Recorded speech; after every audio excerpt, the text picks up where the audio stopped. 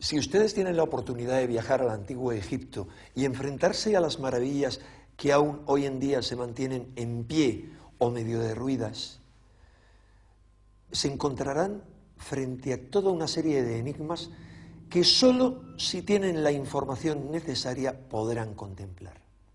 Son enigmas de los que no les van a hablar los guías, de los que tampoco encontrarán información en las guías turísticas, de los que no les hablarán los arqueólogos y no encontrarán referencia en los libros de egiptología, pero que sin embargo están ahí. Están ahí visibles, perceptibles para cualquiera que tenga los conocimientos técnicos para saber que en muchas de sus realizaciones los antiguos egipcios debieron necesariamente utilizar una tecnología que está prácticamente a la altura de la tecnología moderna del siglo XXI o el siglo XX. Así lo han comprobado multitud de técnicos, desde Joseph Davidovich, experto en piedras, geólogo y director del Instituto Geopolimérico de París, o como Sir Benjamin Baker, ingeniero petógrafo, que se han enfrentado a enigmas increíbles, como por ejemplo, ¿qué piedras? Porque parece que las moldearon, como descubrió el famoso experto Davidovich. ¿O qué tecnología utilizaron para taladrar con una precisión increíble piedras de diorita que hoy en día solo pueden ser taladradas con taladros modernos con punta de diamante, cuando esa tecnología, según los egiptólogos, era absolutamente desconocida a los egipcios de aquella época? ¿Y por qué algunas de las realizaciones tecnológicas más asombrosas del antiguo Egipto, por ejemplo, la construcción de la Gran Pirámide, se da en las primeras dinastías, sin prácticamente intentos previos y con una degeneración inmediatamente posterior, pero muy rápida? Tal vez porque ni el hecho de quiénes la construyeron, cuándo la construyeron, cómo la construyeron y otras muchas más cuestiones coincidan con la versión que nos dan los egiptólogos. Para comprobar que ellos así, será suficiente con que nos acompañen en este viaje de la mano de Manuel José Delgado, que durante muchos años y a lo largo de muchos viajes ha estudiado algunos de los muchos enigmas que nos plantea la civilización egipcia.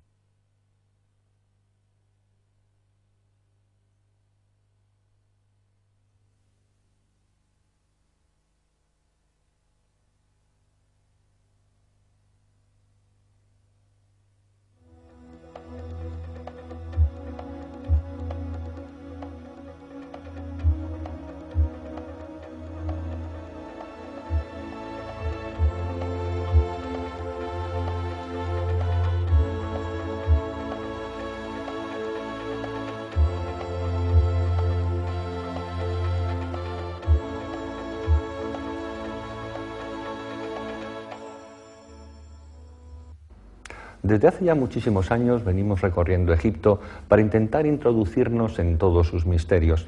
En el siguiente trabajo de investigación podrán comprobar la gran cantidad de datos expuestos, toda la documentación que manejamos. Son muchísimos números que hablan de medidas, de ángulos, de proporciones.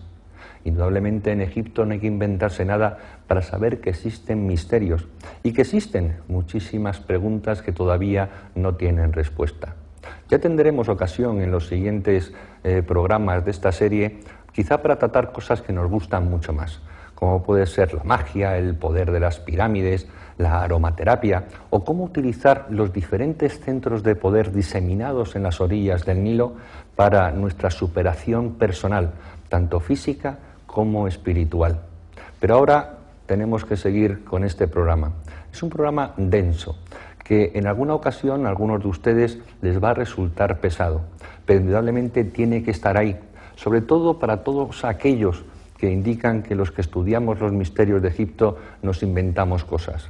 Egipto es maravilloso, está ahí muy cerca, a 4 horas y media en avión, y simplemente con una cinta métrica y simplemente avalado por las personas que realmente saben de arquitectura, de ingeniería, de astronomía, de biología, de física, etcétera, podemos comprobar que lo que se hizo en el Antiguo Egipto supera con mucho la idea que tenemos de un pasado del que posiblemente tengamos que reescribir la historia. Espero que disfruten viendo este documental lo mismo que nosotros lo hemos hecho al realizarlo.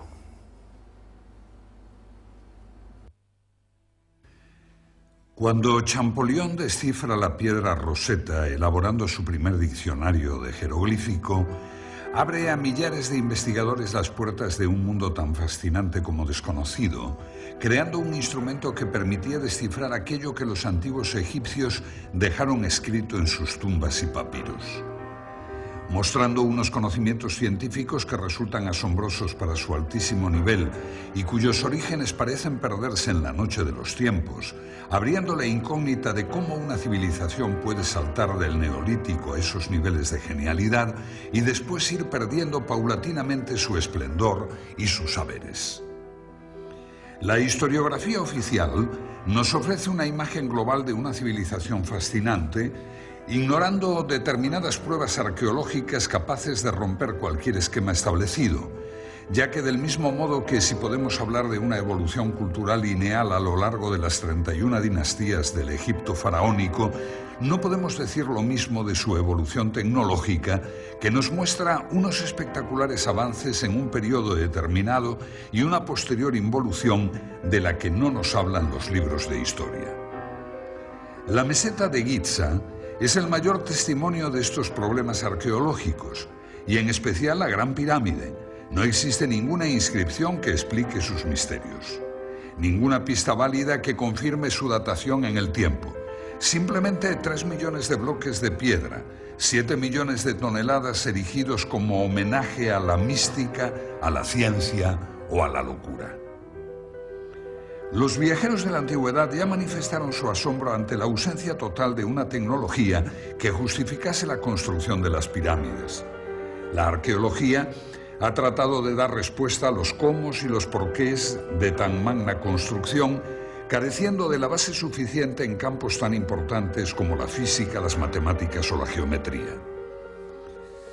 Desde que en el siglo XIX se descubrieran las relaciones de la Gran Pirámide con los números pi y phi, se inició una frenética carrera hacia la interpretación de sus medidas, dando como resultado las más insólitas interpretaciones. En pulgadas, en yardas, en metros, en litros o en varas, las mediciones, muchas veces sometidas a tortura, conducían a la explicación de todo, del presente, del pasado y del futuro, no faltando quien achacaba a errores de construcción los datos que fallaban en su teoría. O incluso otros no dudaron en limar algunas aristas para que sus elucubraciones fuesen refrendadas con mayor precisión. Fue a finales del siglo pasado cuando llegó a Egipto Sir William Matthews Flinders, Petrie, con un sofisticado equipo de medición que incluía teodolitos de alta precisión, niveles ópticos, calibres micrométricos con vernier, goniómetros adaptados a ángulos, catetómetros, anteojos de autocolimación, cintas de Invar, termómetros de Beckman, etc.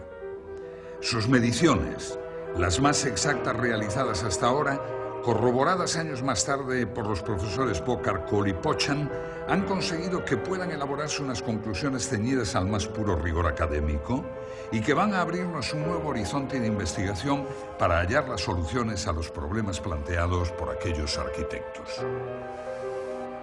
Lo que hace a una disciplina más o menos científica es la medida en que se establezca una preeminencia de los hechos sobre las teorías. Un mismo hecho puede en arqueología tener una fundamental gravitación o ser un detalle omisible de acuerdo a la teoría que barajemos en ese momento. La dificultad se traduce pues en el problema de la evidencia, que en arqueología no tiene el valor que puede lograr en las ciencias exactas o experimentales. Para Petrie, sin embargo, la prueba arqueológica tiene el mismo grado de certeza que la prueba judicial. La historiografía ha considerado que la ausencia de referencias explícitas a una tecnología y una ciencia superior es una evidencia de que no existieron. Hay que tener en cuenta que la primera rueda aparece en la 12ª dinastía. El primer Meriet, mira de observación de caña de palma, lo mismo que la primera plomada Tej, aparecen en la 18ª dinastía.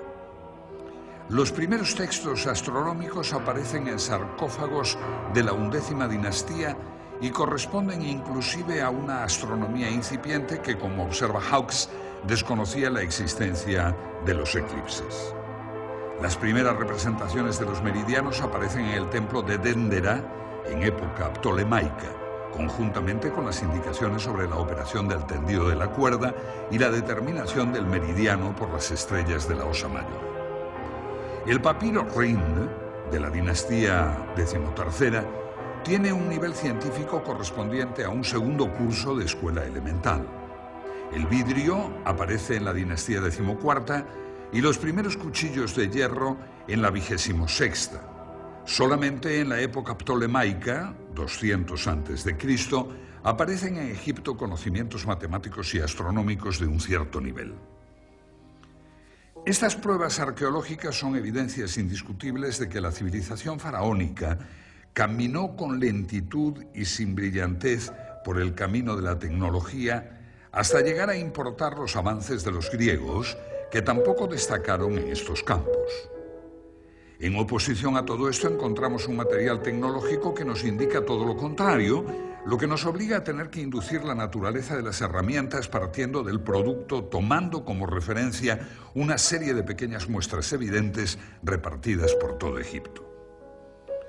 Es un misterio inexplicable el repentino grado de perfeccionamiento adquirido por el arte de la construcción en la tercera dinastía y la incapacidad notoria de los constructores de la sala hipóstila de Karnak, derrumbada en 1899, que 1500 años después desconocían que los edificios requieren cimientos. Mientras que el análisis arqueológico muestra una línea de evolución cultural desde la primera dinastía hasta la época ptolemaica, el análisis tecnológico señala una línea de ascenso desde la primera dinastía hasta la cuarta para mostrar luego un proceso de involución a lo largo de varios milenios. En los relieves de El Berche, 12ª dinastía, se ve una estatua de Yehuti Topep, de un peso de 60 toneladas, colocada sobre un trineo y arrastrada por 172 hombres. Aparece también un hombre derramando un líquido sobre los patines del trineo para reducir la fricción y eliminar así el calor. Los textos que acompañan la imagen hablan de la heroicidad de esta titánica tarea en la que los hombres se mostraron con fuerza de gigantes. Es por ello por lo que resulta increíble cómo no ha quedado ningún recuerdo del transporte de los numerosos obeliscos de 1000 y 1200 toneladas que los egipcios distribuyeron por todo el territorio. Este es el templo de Luxor. Fue erigido originalmente por Amenhotep III en honor a Amón, y luego Ramsés II añadió estas impresionantes figuras y dos tremendos obeliscos.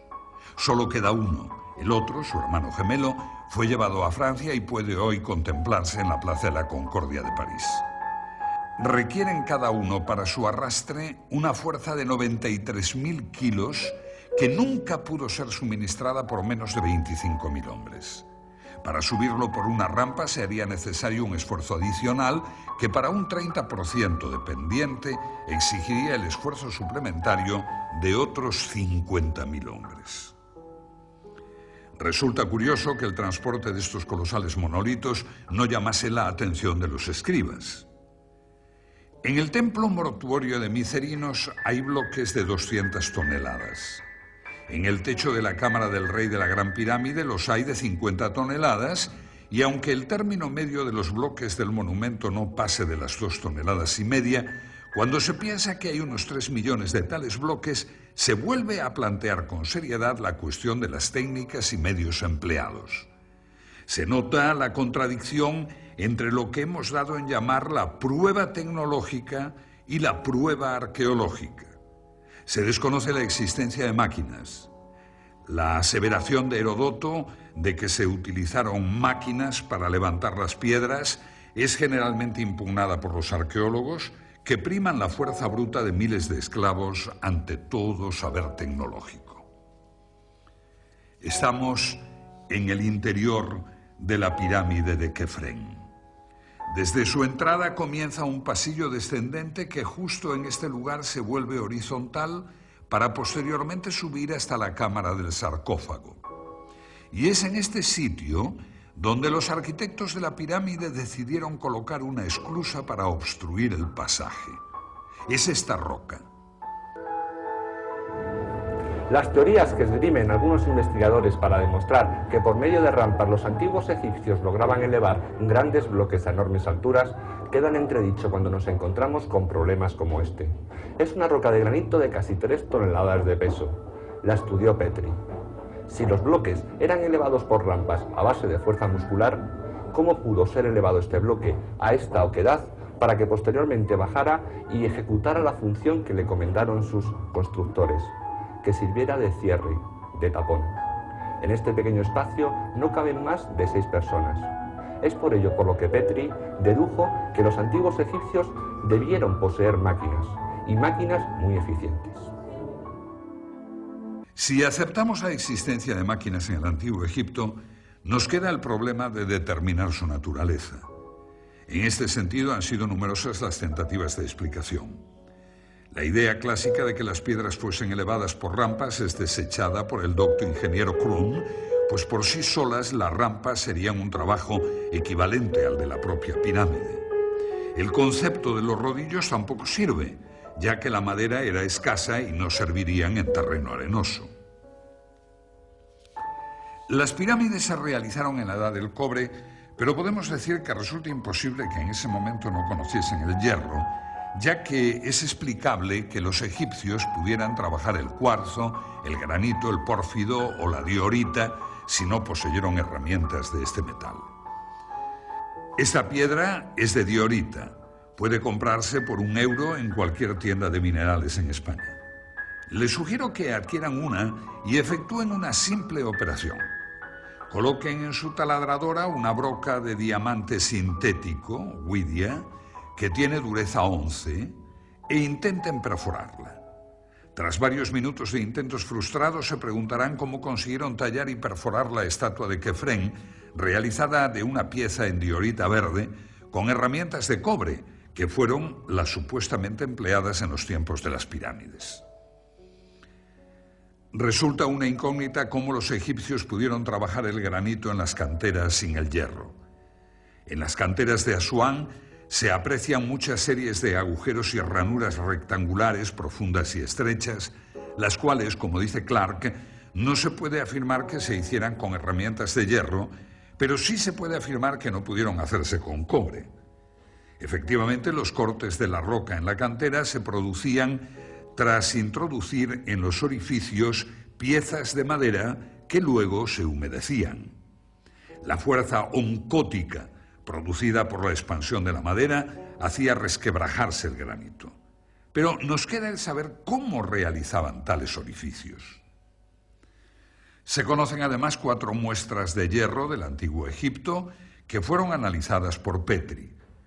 Una de ellas fue descubierta por Perring, el ayudante de Howard Bisse, cuando se limpió el canal sur de ventilación de la Cámara del Rey. Los restos calcáreos adheridos a la lámina hicieron imposible la idea del fraude. Su análisis demostró que tampoco provenía de meteoritos férricos. La conclusión obvia es que los antiguos egipcios utilizaron el hierro y que, al igual que otros muchos dispositivos tecnológicos, su empleo parece haber sido mantenido en secreto, dando con ello origen a un serio problema para los arqueólogos que confunden la ausencia de pruebas con la inexistencia de tecnología. Una posible explicación al mantenimiento de tal secreto podría ser la pertenencia del hierro a la sabiduría divina, siendo su uso restringido a los sacerdotes y a sus operarios. Esa creencia ha pervivido hasta nosotros que denominamos a la industria del hierro como siderometalúrgica, es decir, de origen sideral y posiblemente relacionada con los moradores del cielo.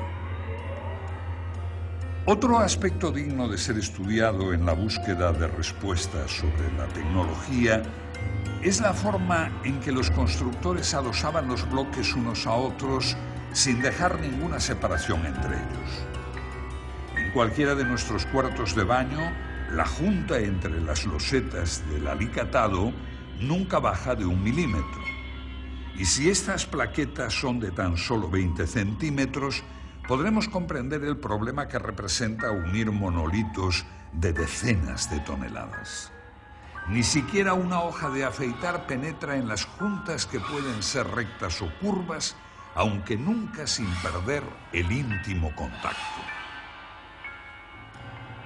Las únicas herramientas que poseemos de los artesanos egipcios son algunos cinceles de cobre, de los que se conocen varias colecciones.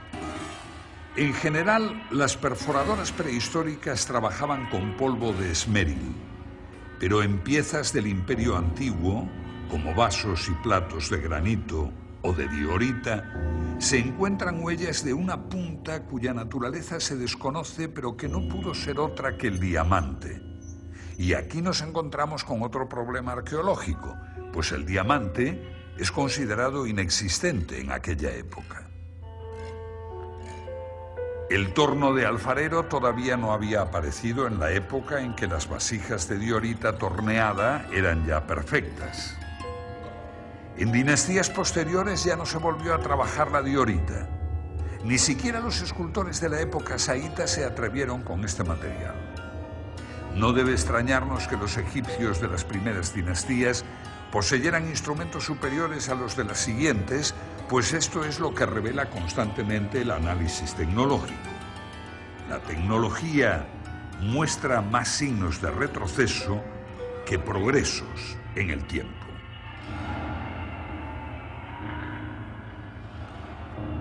Debemos admitir que los egipcios de las primeras dinastías conocían el torno de punta fija antes de que aparecieran los tornos de alfarero. Con el torno egipcio se obtenían incluso superficies esféricas, pues se conocen platos hechos a torno en los cuales la herramienta se movía sobre una línea curva. Tenemos la prueba de que además del torno de punta fija conocían el torno con herramienta articulada móvil.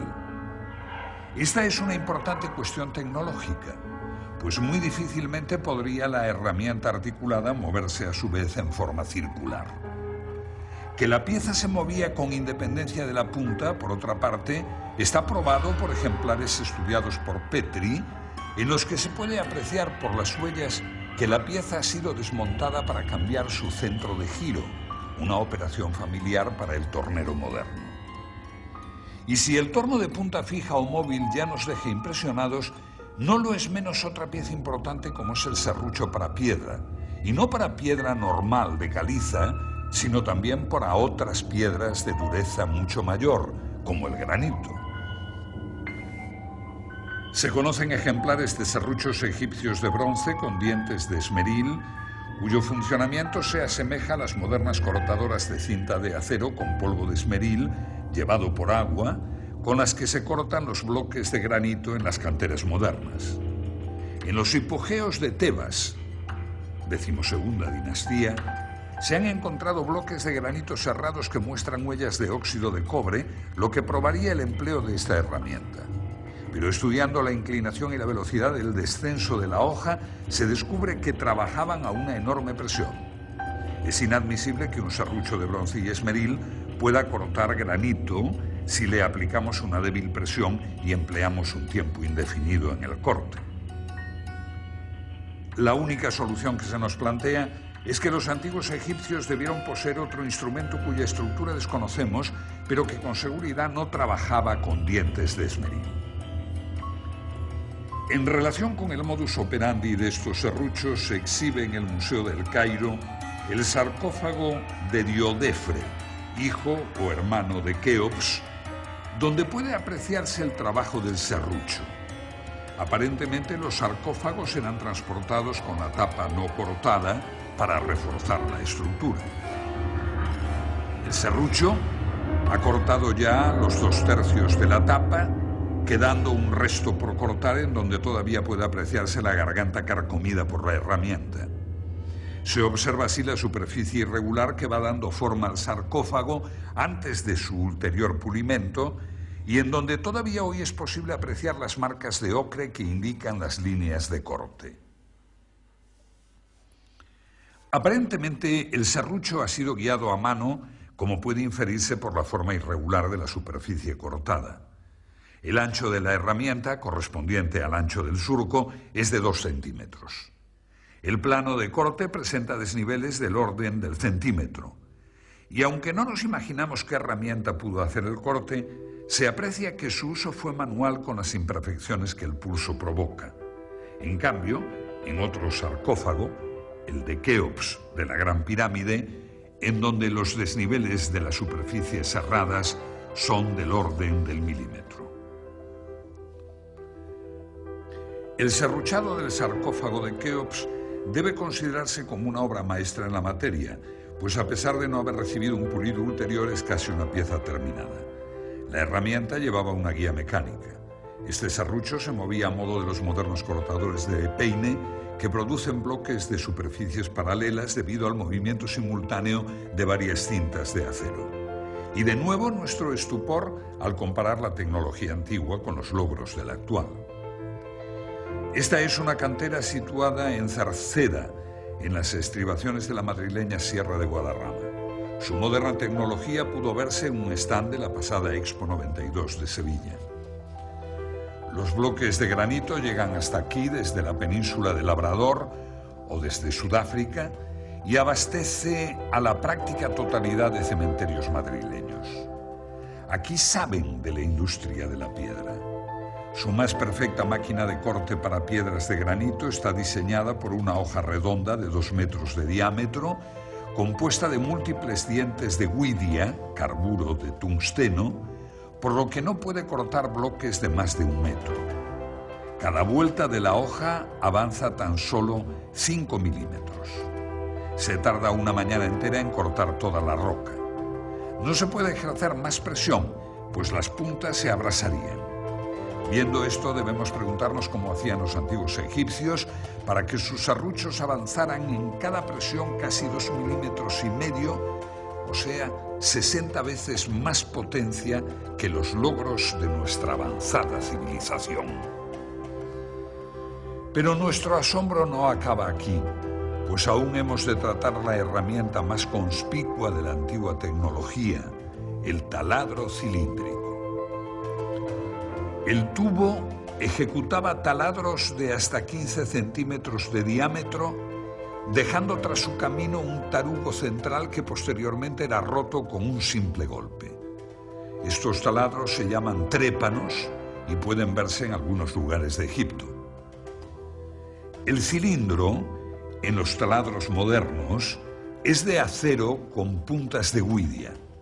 La presión debe regularse cuidadosamente por control manométrico y para un taladro con 3 puntas de diamante, esta es aproximadamente de 50 kilos. Para un taladro con punta de huidia es menor, unos 30 kilos. La herramienta de huidia presenta, sin embargo, la ventaja de su gran velocidad tangencial. El diamante, en cambio, debe ser trabajado a baja velocidad, pues puede quemarse. Los taladros modernos, al igual que en las máquinas de corte, avanzan en el granito 4 centésimas de milímetro por vuelta, mientras que la máquina egipcia avanza 2 milímetros, tan solo 50 veces más. La idea de que pudieran operar por golpes o escoriaciones es rechazada, pues no hay ninguna huella de semejante proceder. La posibilidad del empleo de 2 herramientas aplicadas alternativamente, una de las cuales se limitaría a ensanchar el surco dejado por la otra, es descartada, pues se conocen trépanos con el tarugo aún dentro. No queda otra alternativa que aceptar que estos instrumentos trabajaban bajo una presión de 2.000 kilos o de que poseyeran un instrumento cortante 50 veces más duro que el diamante. Y con esto ni siquiera sueñan los tecnólogos modernos. Un tarugo de pórfido blanco y negro, correspondiente a la primera dinastía, fue estudiado por Petri, indicando que posterior a esta fecha ya no se volvió a trabajar el pórfido, piedra extremadamente difícil de mecanizar tanto por su dureza como por su textura heterogénea. El mismo autor pudo fotografiar un trépano con un tarugo de 70 centímetros de diámetro. Esta tecnología egipcia queda muy por encima de las posibilidades mecánicas de nuestra era espacial. Aunque como realización tecnológica de alta precisión no existe nada en el mundo entero que iguale el revestimiento calcáreo de la Gran Pirámide. Hoy se pueden contar con los dedos de una mano, pero en su día fueron 27.000. Y es de lamentar la destrucción de este revestimiento de mármol, pues no solo se nos ha privado del placer estético de su contemplación, sino también de la posesión de una obra que podemos con toda seguridad considerar la más grande creación de la tecnología de todos los tiempos. Poseían superficies planas de más de 3 metros cuadrados. Muestran un paralelismo a lo largo de sus aristas de casi 2 metros del orden de las 5 centésimas de milímetro, es decir, en íntimo contacto.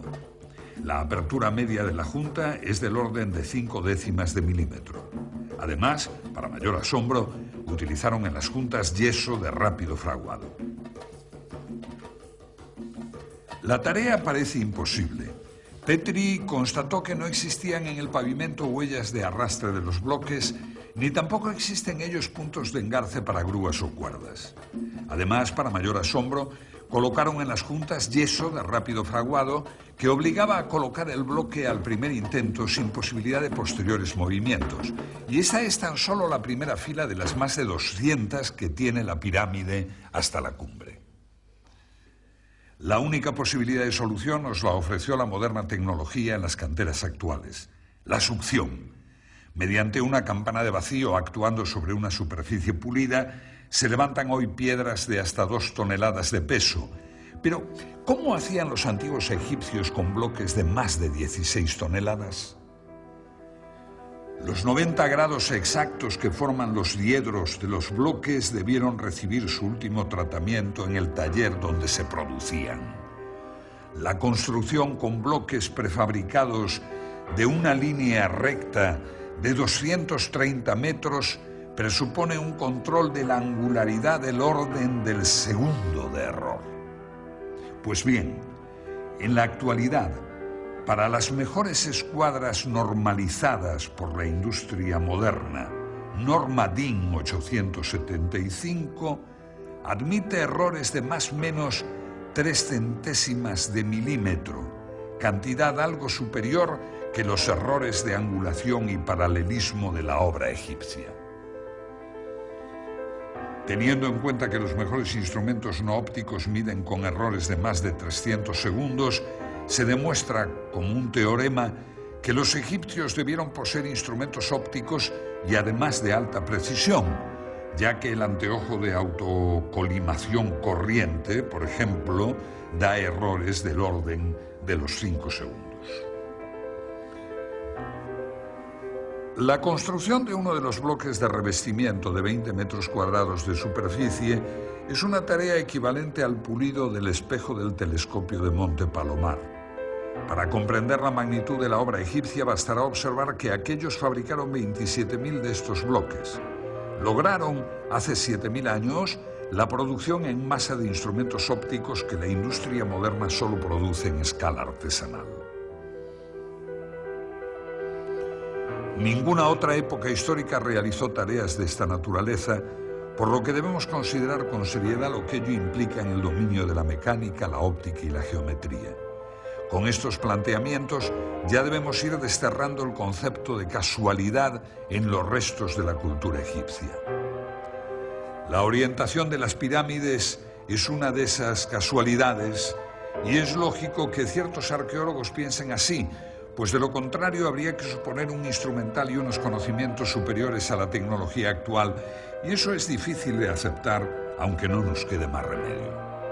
Las representaciones que aparecen en el templo solar de Niuserre de la Quinta Dinastía y que coinciden con los textos del templo de Edfu, en las cuales aparece el rey y sacerdotisas con una maza, estacas y la cuerda de arpentar, determinando la orientación de un templo, no puede tomarse al pie de la letra, pues tales representaciones serían como estudiar nuestros sistemas de ingeniería por las fotos de la ceremonia de colocación de una primera piedra. En inscripciones y manuscritos no se desprende el menor atisbo de conocimiento geodésico. La conclusión del análisis arqueológico está pues basada en hechos, y por ello algunos egiptólogos consideran que la exacta orientación geodésica de las pirámides tiene que ser producto del azar. Como casi siempre ocurre en la Gran Pirámide, el análisis tecnológico lleva a la conclusión opuesta. Su error de orientación es de 5 minutos 31 segundos. Para hacernos una idea, coloquemos una moneda de 2 euros a 1 kilómetro de distancia. Su diámetro sería el error que tiene la Gran Pirámide con respecto al norte verdadero. La agrimensura moderna, conducida por teodolitos, cronómetros y tablas astronómicas, admite para el cierre de polígonos un error del 0,3%, que corresponde a un error de 10 segundos traducido en error angular. Ningún procedimiento propuesto ha logrado explicar cómo consiguieron los egipcios tal exactitud. Es imposible, pues, sin un objetivo y un ocular solidarios, intentar ningún género de determinaciones de este tipo. La Gran Pirámide está por encima de la tecnología moderna en cuanto a orientación, pues sus 5 minutos 31 segundos supera con mucho las modernas normas de precisión. Y aún cabe una segunda pregunta. La pirámide de Kefren tiene el mismo error de orientación, es decir, 5 minutos 31 segundos. Las dos grandes pirámides de Egipto tienen el mismo error. Y ahora cabe preguntarse si dicho error fue motivo de cambios de orientación total de la meseta de Giza por motivo de los terremotos, o bien si estos 5 minutos 31 segundos no fueran tal error y siguieran la concepción original de los constructores. De todas formas, tan difícil es orientar las pirámides exactamente a los 4 puntos cardinales como orientar ambas con la misma desviación. Por lo que debemos considerar la posibilidad de que los antiguos egipcios tuvieran el equipamiento necesario para edificar una base de 53.000 metros cuadrados con una orientación de 0 grados, 0 minutos, 0 segundos. Si juzgamos los conocimientos matemáticos de los egipcios por los pocos textos que han llegado hasta nosotros, su matemática fue bastante primitiva. Neugebauer puntualiza que lo máximo obtenido por la matemática egipcia de todos los tiempos fue el conocimiento de la tabla de multiplicar por 2. Pero si no poseemos testimonios para juzgar el máximo nivel alcanzado por la matemática abstracta egipcia, en cambio, sus obras en piedra nos permiten apreciar su capacidad de mensuración. La longitud de la pared norte de la Cámara del Rey es, según Petri, de 10 metros 47,97 y la del costado sur de 10 47,82. El error de medida es del orden de 1/10 de milímetro por metro, que coincide con las normas modernas para prismas ópticos. Si este error de medida se produce en esta cámara, vamos a ver qué ocurre con una superficie mayor, con la base de toda la pirámide. Este esquema representa la base de la Gran Pirámide, el valor de sus ángulos y las longitudes de los lados. Las medidas aquí consignadas corresponden a las de Borjar y Cole. Descartando el azar en todo este asunto, se nos plantea un serio problema tecnológico. En los 53.000 metros cuadrados de la base de la pirámide cabe la superficie de 8 campos de fútbol y sus diferencias se cuentan en milímetros y en segundos. Las pocas representaciones que han quedado en relieves egipcios nos muestran nuevamente métodos arcaicos y poco efectivos de precisión. Cuerdas de palma, observación visual. El único metal de que disponían era el cobre, pero en tal distancia de 230 metros, las diferencias diurnas de más de 20 grados entre las 10 de la mañana y las 2 de la tarde representa una dilatación del cable de más de 80 centímetros. El error de medida de 3 milímetros representa un control de la temperatura de 0,2 grados, cosa impensable para cualquier topógrafo que necesita las cintas de ínbar, una aleación de hierro y níquel de bajo coeficiente de dilatación térmica, para conseguir casi lo mismo que los egipcios. Termómetros, conocimiento de la física de los metales, equipos ópticos, y tan solo lo que se ha encontrado en las excavaciones son cuerdas de palma, que es lo mismo que tener la evidencia de que los egipcios podían viajar a 200 kilómetros por hora y tan solo encontrar en papiros y relieves la inconfundible estampa de un famélico camello. Pues si la medición de las distancias supera todos los condicionantes, la goniometría no se queda a la zaga. La goniometría es la ciencia de la angulación y constituye en la Gran Pirámide el punto crucial de discrepancia entre el análisis arqueológico conducido filológicamente y el análisis arqueológico que utiliza elementos tecnológicos. El instrumento primitivo que corresponde a nuestro teodolito era el astrolabio, y el antecesor del sextante fue la ballestina o bastón de Jacob. Con cualquiera de estos instrumentos el error que se cometía era del orden de 30 minutos. En cuanto a otros instrumentos no ópticos, todavía se emplean para agrimensura de baja precisión ciertos dispositivos como la escuadra de pínulas, siendo las pínulas cerdas o hilos de nylon, y las escuadras de espejo. El error de estos instrumentos se puede apreciar en los 20 minutos. Cuando pasamos a estudiar la goniometría egipcia, nos encontramos con la sorpresa de que aquellos tecnólogos medían ángulos con la precisión de un segundo de arco. Esto debe considerarse como sobrenatural, pues trasciende ampliamente la capacidad del ojo humano, que es como aseguran que fue orientada la pirámide. El ángulo noroeste de la Gran Pirámide mide 89 grados 59 minutos 58 segundos, lo que, tratándose de un replanteo, es indicativo de una precisión del orden de un segundo. Los buenos teodolitos modernos miden con el mismo error observado en el monumento de un segundo. Estos errores son inevitables para la cantidad de factores incidentes, tales como errores de la lectura de los nonios, dilatación térmica de instrumentos y elementos de lectura, errores de nivelación, error de arrastre, viento, errores de apreciación sobre el retículo, refracción atmosférica, etcétera, etcétera, y parece ser que todo ello fue tenido en cuenta por los topógrafos egipcios. Se nos presenta en goniometría lo mismo que observamos en mensuración, es decir, el mismo error en estructuras pequeñas, como sarcófagos o cámaras, que en las grandes. Ello presenta una homogeneidad al sistema de medidas empleado que excluye cualquier hipótesis basada en el azar o en la casualidad. Como demostración de lo dicho, comparemos la desviación azimutal de las dos grandes pirámides. Ambas pirámides tienen su desviación hacia el oeste. Petrie da los siguientes valores para la pirámide de Keops. Núcleo, 5 minutos, 16 segundos. Pasajes, 5 minutos, 49 segundos. Revestimiento este, 5 minutos, 30 segundos. Promedio, 5 minutos, 31 segundos. Para la pirámide de Kefren, otorga los valores 5 minutos, 37 segundos para los pasajes y 5 minutos, 26 segundos para el revestimiento, obteniendo un promedio de 5 minutos, 31 segundos.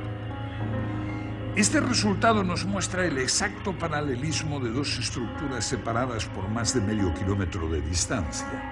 En ambos casos, el instrumento necesario para efectuar medidas de esta precisión debió tener un error por debajo del segundo. Como puede apreciarse en la tabla azimutal, el cuerpo de la pirámide de Keops, sus pasajes y su revestimiento del lado este se encuentran en un exacto paralelismo que coincide asimismo con el del revestimiento, cuerpo y pasaje de la pirámide de Kefren. Por esta circunstancia, la observación de que los otros lados, norte, sur y oeste, de la base de la Gran Pirámide están orientados 3 minutos hacia el este del norte con relación a la dirección anterior, revela un hecho intencionado. El lado oeste de la base representa con exactitud milimétrica el promedio del lado norte y del sur. Otro interesante problema lo constituye la perfecta euclicidad y horizontalidad del plano de la base de la Gran Pirámide. El asunto es altamente atractivo porque la nivelación debió efectuarse prescindiendo de las direcciones diagonales, ya que en el centro los constructores dejaron sin tocar la piedra de la meseta y solamente rebajaron el perímetro. Este mismo mogote central dificulta las operaciones de cuadración del perímetro de la base, que debió ser efectuada por medios puramente ópticos. El estudio de la base revela un plano perfecto en todo el perímetro de 920 metros, de tal manera que el ángulo suroeste se revela tan solo 1,5 centímetros más alto que el noroeste. Sobre la diagonal de 325 metros, esto representa un error de 0,04 milímetros en homogeneidad con todos los errores relativos que hemos calibrado. Respecto a los dispositivos de observación de los egipcios, conocemos solamente el merjet, o vara del observador de las horas, que era una vara de palma con una comisura en V en la parte superior, empleado para medir por la altura de las estrellas las horas de la noche. Con este artilugio no pudieron avanzar mucho en sus conocimientos astronómicos. La pregunta obvia es si es posible calcular la cifra de 365,2425 días por la simple observación de un fenómeno tal como la crecida del Nilo. La meteorología no presenta un grado de regularidad que permita estadísticas de esta exactitud. Ello requeriría, en el mejor de los casos, estadísticas de muchos milenios, lo cual nos retrotrae al problema que se quiere soslayar con el argumento. Hay una cierta lógica en admitir que no puede hacerse un gran progreso en astronomía si el mismo no va acompañado de un progreso paralelo en óptica.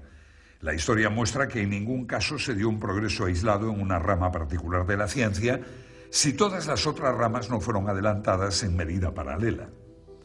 La capacidad de medición de los egipcios no puede ser considerada como un hecho aislado en medio de un desconocimiento general de la ciencia y la tecnología. No es posible hacer medidas de precisión si no se posee al mismo tiempo un vasto conocimiento de la óptica, la matemática, la termología, etc. Todo ello sin tener en cuenta que una medida de precisión debe inspirarse en algún propósito específico. Es evidente entonces la completa disociación entre una ciencia avanzada y lo que aparece en sus pinturas y escritos. La oposición entre el análisis arqueológico y el análisis tecnológico llega al extremo de pintarnos dos mundos heterogéneos que marchan en sentido inverso, uno que aprende con lentitud y otro que olvida rápidamente.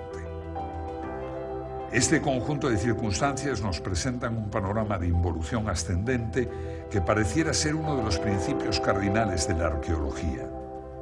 Lo que surge a la luz de repente en los periodos iniciales de Egipto pudiera no ser el producto de una generación espontánea, sino el final de una trayectoria de siglos de tradición. Admitir esto, un largo itinerario cultural desconocido para nosotros, es más ajustado a la realidad de los hechos históricos que suponer la creación de evolucionadas técnicas científicas y perfeccionados instrumentos que de repente, por arte de magia, hacen su aparición en el escenario del Nilo. La Gran Pirámide es la obra imposible. Aunque hablamos de los egipcios en tono genérico, es solo en este monumento donde la perfección se halla presente. No puede compararse con ninguna otra obra en toda la tierra de los faraones o en todo el mundo. Posiblemente todas las demás pirámides sean la burda imitación de un pueblo que se encontró con ella cuando llegó a Egipto.